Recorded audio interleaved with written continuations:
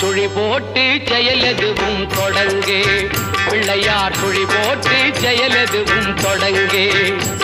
அதன் துணையாலே சுகம் கூடும் தொடர்ந்து அதன் துணையாலே சுகம் கூடும் தொடர்ந்து பிள்ளையார் சுழி போட்டு செயலெதுவும் தொடங்கு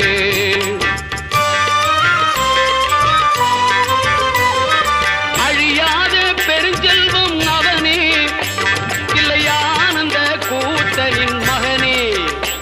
இல்லையானந்த கூத்தனின் மகனே